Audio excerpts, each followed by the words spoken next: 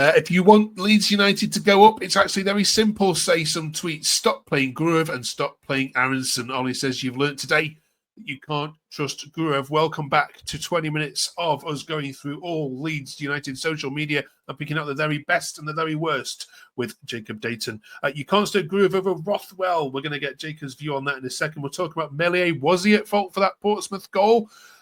Some are saying not. And we'll talk about wages and the top earners at Leeds United. Who are the top 10?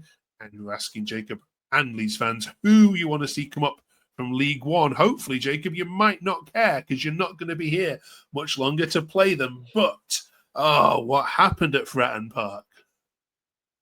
Yeah, just one of those days, and it's always going to be twists and turns in the Championship, especially in the promotion race.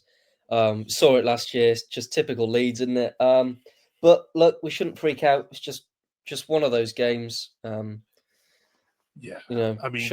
freak out. Leicester had a bit of a wobble last year as well. You look at it; it was just another day. Joel Pirou scores his 2 tap-ins, and we don't hit the bar 2 times, and just one of those games. Frustrating, but exactly, yeah, of course, top of the pile, best goal difference. So that's the positives, I guess. Absolutely. There's some tweets saying, look, can we just remind everybody that of the current top 10 clubs, Leeds have only got to face 2 of the top 10, whereas the others have got to play 4 and 5. So in terms of fixtures, yes, I know we probably know Portsmouth, isn't a bad example of this exact point, but actually, we just, all we need to do is win our home games, win a couple of away, and we're safe and sound. How are you in camp worried yet that this is going to be another meltdown? I mean, of course, it's always in the mind of every Leeds fan that we'll throw it away again. But I just think this season, we've just been different. I think obviously today was tough. Fratton Park's a really, really tough place to go, and it just wasn't our day. Nothing went for us today. But yeah, all of our home games should all be wins, nothing less. A few away games which are like at QPR away, that'll be the toughest one for me, I think. Obviously, they're all going to be tough games, all going to be tough, especially the away games. You look at our record of games that have kicked off before 3 p.m. this season in the Championship, and it's just horrendous. But look, keep the faith. Got to keep the faith. I was saying to myself earlier, I just think those 2 games against Sunderland and Sheffield United were obviously fantastic results, but maybe it just burnt us out a little bit. Maybe that intensity's gone. But look, no need to panic. We're still top, so plenty of games to play for, plenty of points. Yeah, you could be 3rd by the time you play Millwall, which is mad, isn't it? Right, let's talk about Gruev then and others that are coming into position. Jacob says, I do not want Gruev, Meslier, Solomon or Aronson anywhere near our team next season. None of them are good enough. Disaster result, terrible ref, poor performance. The biggest problem is surely Farke's obsession with Aronson. It's like Leeds are haunted, and the biggest ghost in the last few games is Brendan. Why does Farke persist when we have other options? So we can't every week talk about Aronson because we talk about every single week. But let's just talk about Gruev over Rothwell. Some people are saying that was the incorrect decision. What's your view on how Gruev did? Does he warrant this slander?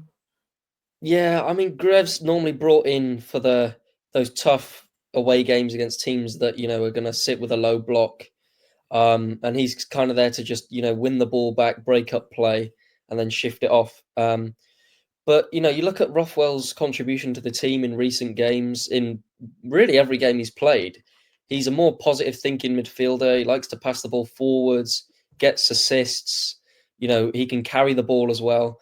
I just thought Gruev today was just lacking what Rothwell had, really. I was one to like Gruev, really. I think Gruev's quite good on the ball. And obviously, he does that hard work. But yeah, I just think Farke took a gamble today and he should have stuck with Rothwell. Yeah. However, we need to balance it up with this one that says Thomas calling for Gruev while Tanaka throws in a 1 out of 10 performance sums up a lot of our fan base. I mean, I can count on one hand the bad games Tanaka's had. In fact, it's probably the only game I've seen him have a poor performance. Is just off it today. Yeah, it's just an off one really for most of them out there today. I was looking at Tanaka, a few passes that he made. I think that sort of press, I think he was expecting to have an easier day in midfield. He wasn't expecting that intensity from the Portsmouth players to really press onto him.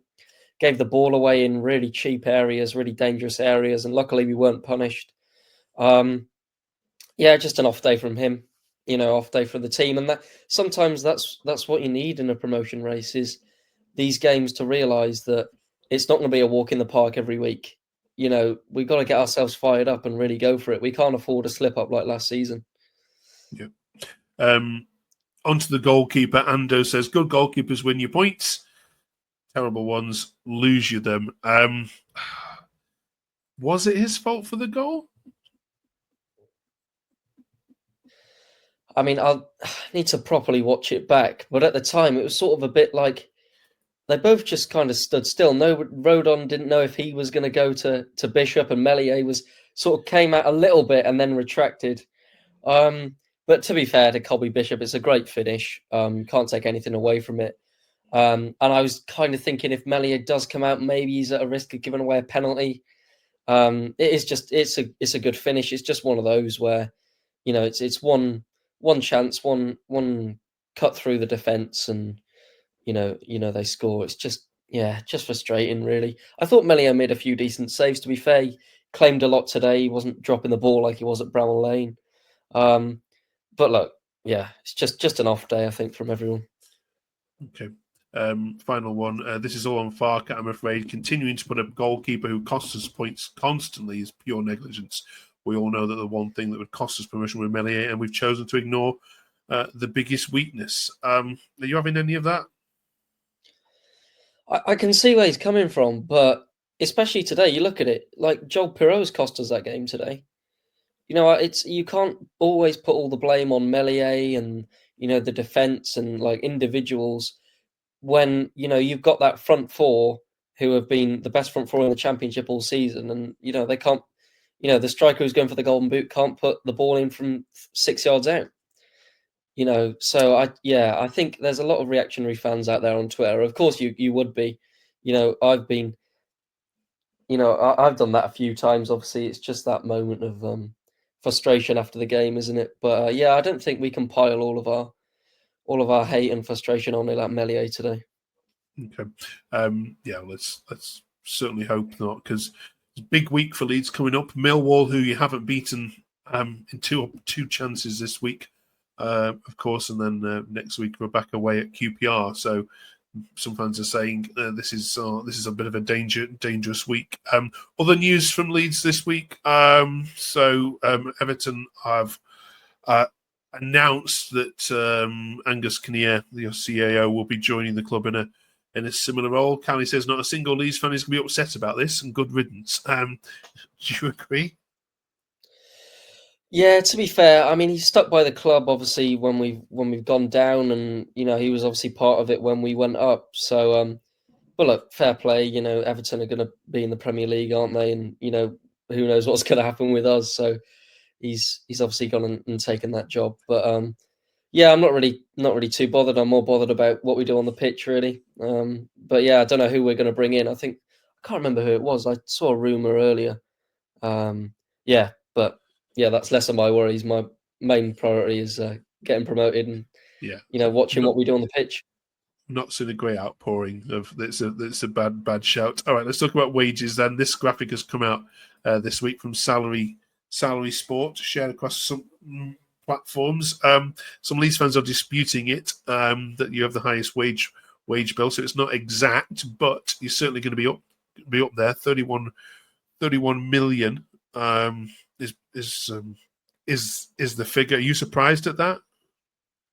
No, I knew it would be up there, to be fair. Some of the players we bought in, like Manuel Solomon's obviously going to be on a lot of money. Largi Ramazani, keeping some of the players from last season. You look at that Bamford. £70,000 reported anyway. £70,000 a week. Yeah, I mean that is astonishing. I would have thought that would be the top 6 or 7. Didn't realise Bamford would be in there. But there you are. Yeah, it's a weird one when you look at it, isn't it? When you put it into perspective, and you look at how Luton are obviously, they were second on that graph, weren't they, on that list? And obviously, they're fighting to stay up. So sometimes it doesn't mean a It lot. doesn't, It's no. Yeah. it's about the But then, players and the quality that you've got.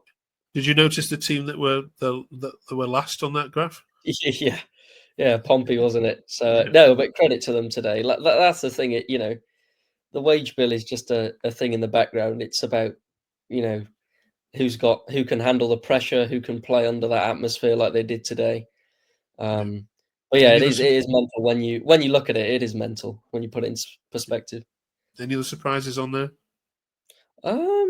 Trying to look Furpa. Yeah, I suppose Furpa, obviously coming from Barcelona, you would have been paying him a fair bit. Yeah, Aronson. I feel Ampadu should probably be a bit higher, being the Leeds United captain. Mm. Um, Okay. Verba just collecting a wage there, so Yeah. Yeah. Yeah. And we obviously don't know how much of Solomon's no, sorry, no, the of loan course. players is being paid. Right. Now the next question, most Leeds fans will probably go, why are you asking us this? Because we're not going to be here to answer it. But League One promotion is all obviously hotting up as they want to get into the Championship. So we're asking our fans this week, which clubs would you like to be promoted? Jacob, yeah, you won't probably be playing any of these, I wouldn't imagine. But do you have any affinity to these yet, either one way or another? Yeah, there's a few in there that stand out. I think it'd be good for Stockport to, come into the Championship. Obviously, they're not one of the teams there. Obviously, alongside Wrexham, who have obviously been in the Championship in the last few years when Leeds have played a few of these teams. So it'd be nice for Stockport to go up. I've watched them a few times play. Saw them in the playoffs a few seasons ago, and I thought they were really good. Obviously, Birmingham are probably gonna get promoted, aren't they? So that's another big club back in the division. If Leeds were to still be in the league, you do look at Huddersfield. Leeds Huddersfield's always a good game to watch. So yeah, but for me, yeah, I'd like to see Stockport go up, and obviously if Wrexham come up, that'll be an entertaining one for sure. All right, cheers. We'll leave that there this week. Right, good luck against Millwall and QPR. Then we'll be back here in 7 days' time to review all. Let us know in the comments your thoughts on Gruev and Meslier, and we'll read some of these out next week. Thank you, Jacob. Have a good week. Have a good 7 days, all.